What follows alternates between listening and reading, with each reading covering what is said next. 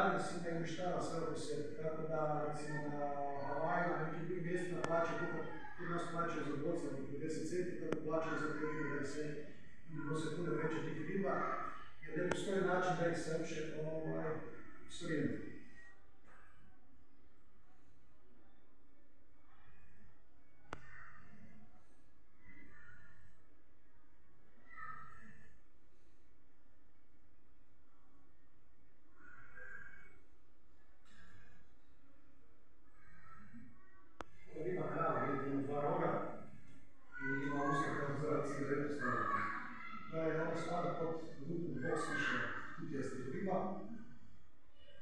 Slučajno može preko te interesne strukture i te vidi za nekakvih 8 cm.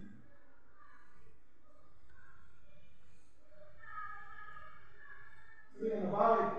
Bali je jedini hinduistički otok u Indoneziji koja je zapravo cijela muslimanska zemlja, najmnogoljudnija muslimanska zemlja sa najvećim brojem ljudi. Tamo su bar postavljali bombe, ovako žele te ljude maknuti, ali predivna zemlja je turizam tamo stvarno na svijetu. Izvanrednih dana. Predivne isto tako plaže.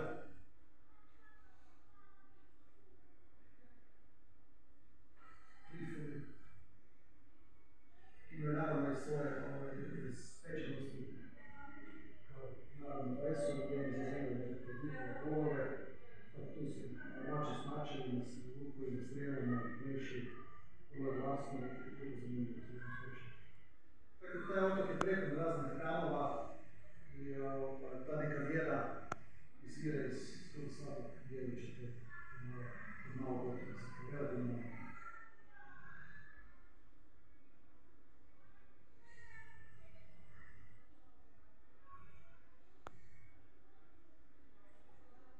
Razne hrame, pa ovo su recimo svojim grotesknim figurama sklesani hramovi u stijenama. Jer su oni hinduisti, kada to nemaju plan greha, nego imaju žele se jednom dana reinkarnirati u nekom drugom životu, neko bolje biće, više od ovog u kojem su bili u ovom, i ovo nekako ritualno pravljenje koje je sastavni dio te priče, a koje su zavjetni darovi koje se rade od listova, palminih listova, pune se sa cvjetovima nekakvim darovima koji se prinose.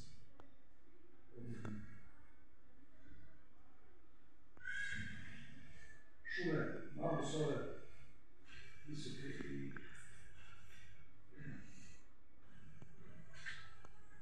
sela, kada su po njih punovac. Ovdje hramovi sa bazenima punjeni lopoča, rižna polja, sa par berbi godišnje,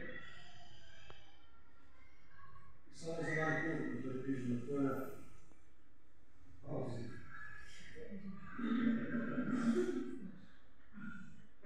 Predivna zemlja, prepuna slapova, palmi, jezera.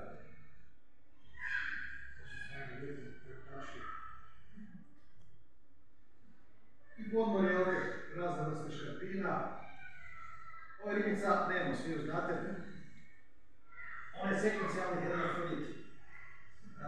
Dakle, oni žive u malim grupama, bi se na čelu nalazili razplodna ženka, a razplodni mužak ispod nje i ostalo ribice sitnih zuma koji nisu toliko važne.